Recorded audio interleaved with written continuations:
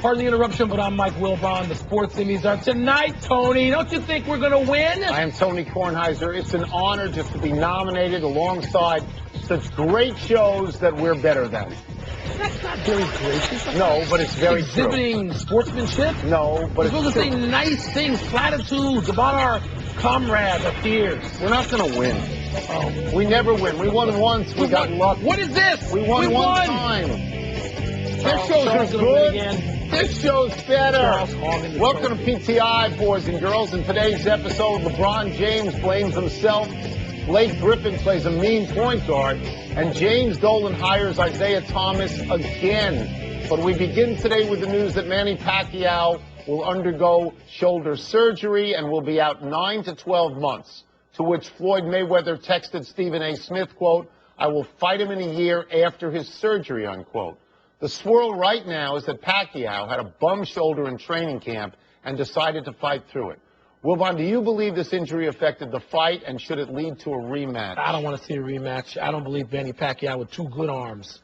If he had Jack Dempsey's arms, I don't believe he was going to get in there and beat Floyd Mayweather. But, Tony, I've had a partially torn rotator cuff.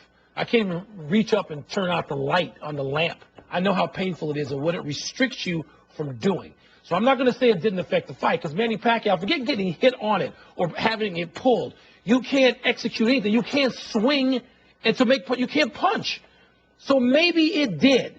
But even having said this, to me, the most important element of the story now is people feel duped legitimately because they need to know this. I understand fighters get in the ring all the time with injuries, but I think you have to know this given the amount of money at stake. I'm going to answer this question by citing my age and talking about how many years and how many fights I covered and how many boxers I talked to and how many boxers managers that I talked to. And in all that long period of time, and I know you share this, I never believed I got the truth. Not the full truth. I never believed I got the truth. There was always an angle, and it was always about money. That's right. Now, maybe, and so is this, maybe Manny Pacquiao hurt his shoulder in training camp. Maybe he did. And maybe Manny Pacquiao hurt it worse during the fight, and maybe does. And maybe he needs surgery. Maybe all of that is true. But this is about a rematch. This is about being able to say to people, you see, that's why the fight wasn't any good. That's right. Because Pacquiao had a bum again, and let's more get money. Look, yes. He won't get whatever he got, $300 million. He's going to get $50 million at least, and Mayweather's going to get many times that. What? Many times. You're right, Tony. There's no way that we, having been around boxing, are going to disagree on this. There's another part in this, too, where people said, well, if the shoulder was so bad, why didn't they postpone the fight? Because the live gate would have been threatened. There was such a buildup for this fight on Saturday. You walk away from it. Too much money to walk away from. Do not even walk away from it. Temporarily. No. And so now you're going to get a rematch with a guy who's going to be 6 years past his prime. You're going to watch the rematch, so you're going to stay up, aren't you? And if it's at 4 in the afternoon. Oh, okay, that's when it should be. Yeah. Let's move to playoff basketball, Tony. The Bulls beat a short-handed Cavaliers team in Cleveland last night. Got a 1-0 series lead out of it. And after coming within an assist of a triple-double, LeBron James shouldered the blame, saying, quote, "I have to be better. I wasn't that good. I have to be much better," close quote. For the first time in 85 home career playoff games, LeBron's team did not hold the lead for a single second. And the Bulls shredded Cleveland's defense, getting 26 open shots and hitting 22 of them. So all this is LeBron's fault? No. All that is not, but LeBron is right in taking the blame on this. Yes. LeBron had 19 points. He was the third leading scorer on his own team. Kevin Love is not out there. J.R. Smith is not out there. LeBron James is the best player in basketball, and nobody disputes that, and he has to score 30 or maybe 40. Yeah. He can't be in a position where his team is outscored, and he's got 19. I'm sorry. Yeah. He's right in taking the blame. He's right. This is what star players do in the NBA and have to do. And our star players in all sports have to do it. But you know what, Tony? It's different when you have 8 and 9 players or 11 players or 53-man roster. Right. You have 5 guys. And sometimes 2 of those guys aren't even important. We know that LeBron James, the most important player on the floor, he was outscored last night, to underscore your point, by Jimmy Butler, his opposite number, who guarded him much of that time. And I will say this. LeBron averages something like, per 36 minutes, 19 points against Butler when he's guarded by Butler and 26 against everybody else. Butler's good. There's something there. But I expect LeBron James to come out and be the nuclear LeBron James in Game 2, because you're right. Without Love and J.R. Smith, and J.R. Smith's not playing in Game 2, LeBron's got to score at least 30. Love 35. got injured. J.R. Smith committed a stupid act that got him suspended from multiple games after Love was injured, and he really killed the team. Look, the Chicago Bulls, I know you don't want to hear this because it jinxes them. It's possible that Cleveland has the best 2 players on the court. It's possible. They do. But the next 4 are Chicago. At least. There's Rose, there's Noah, Gasol. there's Butler, there's Gasol. Chicago right now is playing with 2 guys they didn't have all last year who are all-stars. Tony. So I think Chicago's actually the favorite in this series. They showed the sort of sense of urgency that is demanded out of a team that thinks it can win the championship by beating a recent champion. So they did that. This notion that Kevin Love had a bad year and so he's not missing is insane. Stupid. And last night underscored that. It is. Even with Chris Paul out of the game, the Clippers still beat the Rockets in Houston last night. Blake Griffin was the star, playing point guard in the 4th quarter on his way to get this. 26 points, 14 rebounds, and 13 assists. The Rockets committed 24 turnovers. Their star, James Harden, had 9 by himself. And afterwards, your boy Jay Smoove said, quote, "We tried to play a lot of hero ball instead of putting trust in one another," unquote. Wilbon, do the Rockets have any excuses for their showing? None whatsoever. As Kevin McHale said, when somebody said, well, you were off 8 days, stop. Don't hear the excuses. There are no excuses. The Rockets were embarrassing last night. And it seems that Harden cared more about not winning the MVP and finishing runner-up to Steph Curry than he did about winning a playoff game. You got no Chris Paul out there. You're playing at home. And all you've done, if you're the Rockets all season, I don't mean up brass and coaches, but players that say, you guys never talk about us. Well, guess what? We're talking about you now for all the wrong reasons, because the Clippers embarrassed them last night. They really did. They came out with all the effort that Houston didn't. You asked me on this set yesterday, did I think there'd be a hangover for the Clippers? And I said, no, they're professional players. They go out there without Chris Paul. And I've got to believe that Houston saw that happen and said, we got this easy. Because their effort wasn't there. And Blake Griffin, who gets overshadowed because everybody lines up to say how great Chris Paul is. And he is. And he is. And I mean, I don't think you should play the whole series without him. But Blake Griffin showed a versatility that you rarely see in bigger guys. He went into last night, Mike, Magic Johnson land with a line like that. Blake Griffin is a great, great talent, and he can do everything there is on the court. Well, Tony, he did it as Blake Griffin the previous game. This is at power forward, and now he did it last night. Essentially, Austin Rivers gave them, by the way, great minutes to start the game. Good minutes, yeah. But when the game was on the line, as you have to, Doc put the ball in the hands of Blake Griffin and said, you got to carry this ball. When you have a guy, and I mentioned Magic Johnson for a reason. When you have a guy who's 6'8", and he can do all that stuff, Blake is 6'10". You can ride that guy. Would you play Chris Paul in Game 2? No, not unless he was 1,000%. Because you're playing with house money now. Yeah, unless Chris Paul says, I want to play because I'm sick of Blake Griffin getting all the games. Yeah. Surprising and complex news out of New York, where James Dolan has hired Isiah Thomas to be president of the WNBA's Liberty and given him an ownership stake in the team. The WNBA says this has not yet been approved, and it's impossible to discuss any of this without getting into the backstory of an $11 million judgment against Madison Square Garden and Dolan for sexual harassment when Thomas was coaching the Knicks. And there's also immediate speculation led by our friend Frank Isola that this sets up Isiah Thomas to replace Phil Jackson and run the Knicks again, maybe sooner than later. Tony, where's all this headed? I'm going to take the less complicated part first, and I'm going to agree with Frank Isola 100%. I'm going to tell you that James Dolan never wanted to give complete control to Phil Jackson. So why did he do it? He did it to mollify the fans and mollify the media, and now he sits back and he sees Phil Jackson coaching a 17-65 team. Not coaching. And, well, you know what I mean. Running a 17-65 team. And he says to himself, you know, I got Phil Jackson saying it's a disaster. I know it's a disaster. I've got to hedge my bet. I got to bring back my guy, Isiah Thomas, so that if Phil quits early, which is possible, or if I can him, which is possible, I got a guy in place. So I'm gonna ride with that. And the other thing is much more complicated about Isiah Thomas running and being a part owner of a women's team after what happened. Yes. Look, you know I'm compromised here, and I've said when we were covering this story back years ago, which goes back to about 2006 or 7, I believe. Look, I've been friends for decades with Isiah Thomas and the other person involved in this story going back there, Anuka Brown Sanders, I went to school with, and I'm still good friends with both of them. this is complex. So for me to even comment on that is almost appears impossible. overtly to be a terrible insult, But Mike. when the WNBA says we have not approved this yet, it opens up, Tony. It opens you up to wonder: is there going to be pressure from the outside to not have this happen? Is the WNBA fully on board here? What can they do since James Dolan has ownership of both teams? I think if you're James here? Dolan, you make a case that Isiah Thomas deserves a second chance and he has learned a terrible lesson from all of this. But if you are a WNBA owner, you look at what we like to call the optics of this, and you say it's an enormous insult to women. It really is. And we're going to have to be convinced face-to-face in a big room with Isiah Thomas that he is right for this job. This story's just starting, isn't it? It ain't over. Oh, no. Lyle Collins, an offensive lineman at LSU, was not drafted last week, even though he is said to be a top 15 talent. Reports indicate Collins was not drafted because of his possible involvement in the murder of his ex-girlfriend. Collins has not been named as a suspect or even a person of interest in the case, but he has been interviewed by police. Yesterday, Buffalo Bills coach Rex Ryan met with Collins in Baton Rouge. Collins is a free agent now, eligible to be signed after May 9th. That's the end of the week, right? Wilbon, if you were the owner of the Bills, how would you feel about all this? Very, very, very nervous. Very nervous. And you can't do anything for a few days. And investigating a situation is what you ought to have before you contemplate anything beyond that. So talking to the parties involved, I get. But I would feel very nervous about it, given what we just saw coming out of New England.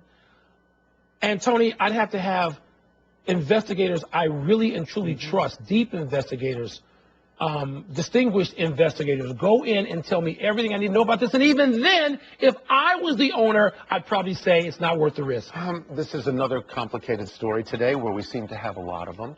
There is a presumption in America of innocence until proven particularly guilty. If you are said not to even be so far involved in interest, not charged with anything. On the other hand, this is the atmosphere of Aaron Hernandez and Greg Hardy in this particular league, and crimes like this are horrific. But he hasn't been charged. I'm assuming that there's a possibility he won't ever be charged, and at that point, he's probably got a right to play, and somebody is going to sign him. I was amazed that nobody through 7 rounds drafted him at all, because if he is charged, he's not going to be allowed to play. Right. Roger Goodell is going to say, no, we're not going to have him play. Then they spend an asset. If they were guaranteed to get asset back, then maybe they would have spent a draft. From a football standpoint, from a business standpoint, I can't fault Rex Ryan trying to get involved with again, this. Finding out. Right. Because at some point we're gonna know whether he's eligible to play or not. And if in fact they find that he had nothing to do with it, then he's going to be a football player. Yeah, it'll be a lot easier for any owner to proceed. But the times in which we live right now, caution. You get the extreme sense caution that every team in the league may have called every other team in the league and said, radioactivity, we're staying away from this. Right? That'll be collusion. But let's take a break. Coming up, will the Wizards and Warriors both go up 2-0 in their series tonight? And Tiger Woods back on the golf course this week, Tony. Is it more likely he wins a tournament or that horse wins a triple crown? American Pharaoh, that horse. It's just another horse. Yeah, no, it's a winning Kentucky Derby horse. We've had a few of those. It's the only horse eligible to win the triple crown. How many of those we had? Geico presents Strange Savings Stories. Astronomers detected an interstellar transmission. It stated, Geico, 15 minutes could save you 15% or more. The implications were staggering. Was the cosmos telling us we could all save hundreds on car insurance with Geico? Or did their radar merely pick up a signal from the nearby Rufus and Clyde's morning show? We may never know. Geico. 15 minutes could save you 15% or more on car insurance.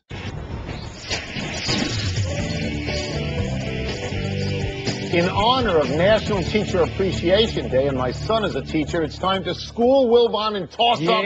What's first? Yeah. Toss up. Who's winning tonight's game 2? Wizards or Hawks? I'm going to be brief. The Hawks are going to win tonight. What we saw when they played Brooklyn, when they had to win, they won. If they go down 0-2 at home, the series is over. Bradley Beal and John Wall are going to play, but they're probably not at 100%. The Wizards have been great. I think this is the game the Hawks win. How about the Wizards, man? Haven't even lost a game in the postseason They've been so great. far. You know, Tony, I think the Hawks will win tonight, too. I think the Wizards will win the series. And I said that before. Yes, you did. They won game 1. But what I'm looking for out of the Hawks, Show me who's going to lead you in games. I know they beat Brooklyn when they needed to in Brooklyn to close out that series. But I want to see now with a better team, a team over 500, even though they limped into the playoffs, the Wizards seem to be better in some ways built for the postseason. They know who's in charge there. John Wall's got the ball. Yeah. Bradley Beal's going to be the first option whenever necessary. Yeah. And Paul Pierce can have the final say. What's Atlanta got to match that? Next.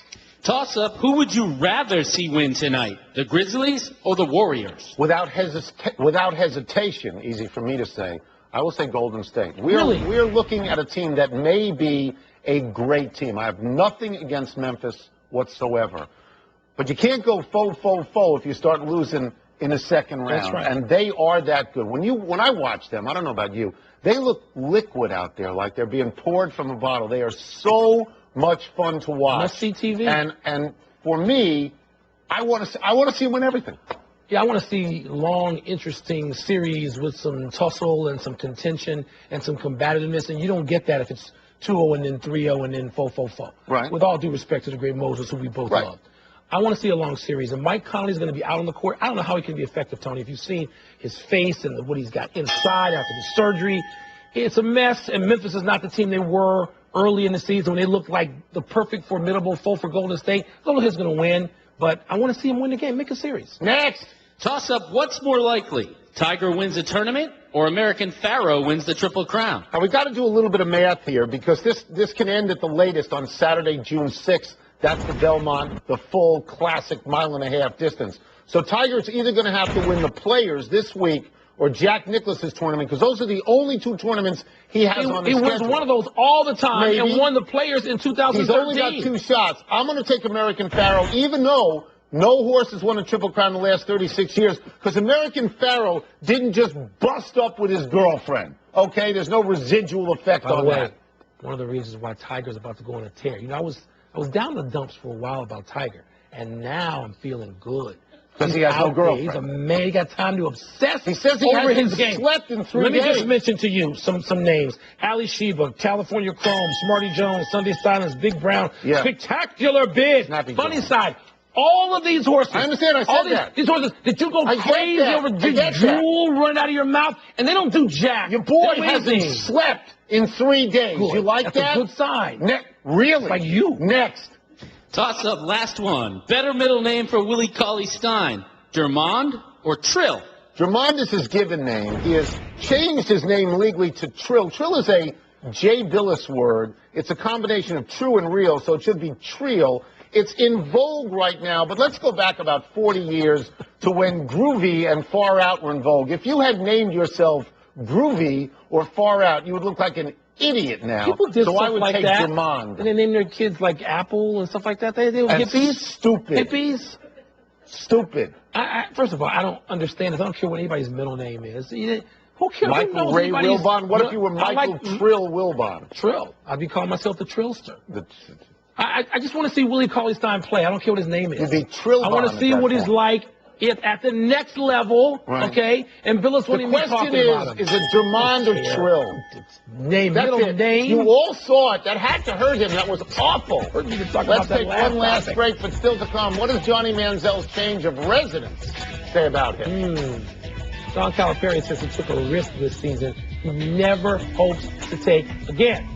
I'll tell you what it was. So I'm wearing this linen jacket. It's beginning to crease up in the sleeves. What do you Part think? linen and linen always creases. It's not Maybe. full linen. Yeah. How do you know? Did you look in the label? I don't have to. You can tell? Because you're Mr. Fashion? Yes, I am. I thought it was linen. Not fully They linen. sold it to me as linen. Not fully linen. How much? 40%?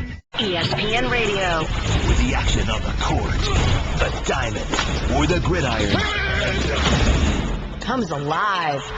the NBA. The San Antonio Spurs are the world champions. Major League Baseball. San Francisco Giants are the champions of the baseball The world. new college football playoff. College football playoff national champion, the Ohio State Buckeyes. Your home for the best in sports play-by-play.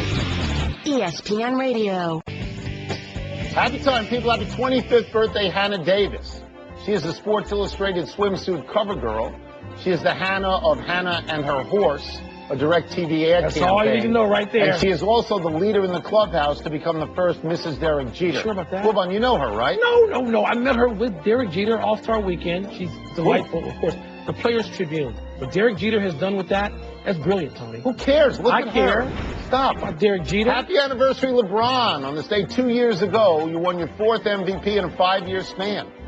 The most recent 2 MVPs are Kevin Durant and Steph Curry. LeBron had only 5 first-place votes for MVP this time, indicating to me not that he isn't still the best player in the league, but there's a certain fatigue in voting for the same guy. I thought LeBron did the absolute right thing for him and his team taking the 2 weeks off, but that sort of led me out of putting him first or second. I voted for Curry and then Harden. LeBron's still the best player. Happy You're right. trails to the Astros' 10-game winning streak. The Astros bullpen gave up the winning run on a sac fly in the 9th, but Houston still has the best record in the American League, which is amazing considering their average record over the last 4 seasons is 58-104. I can't even get past the part of the sentence that reads, Houston in the American League.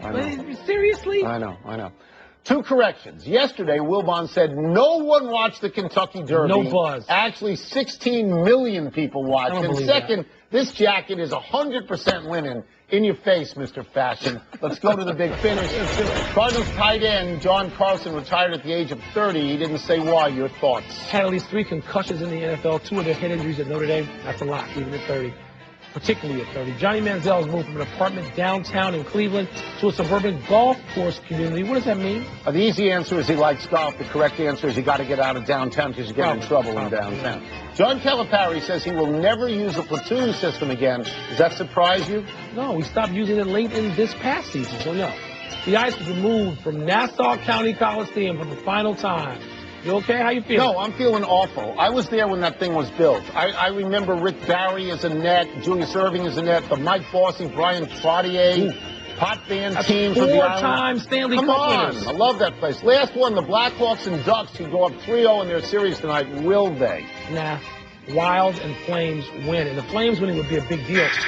Because the Ducks haven't lost a game in the playoffs so far, Tony. We're out of time. We'll try and do better the next time. And I'm Tony Kornheiser. I'm Mike Wilbon. Same time tomorrow, Knuckleheads. Check out the PTI podcast on iTunes. Dan from the Home Depot in Lewis, Delaware. Thank you very much. I hope you didn't do a mini. Help me get a grill. Thank you. 2 of baseball's best go head-to-head in interleague action when the Tigers head to St. Louis to face the Cardinals. That one is gone. The pregame at 7 Eastern, first pitch at 8, Sunday on ESPN and ESPN Radio.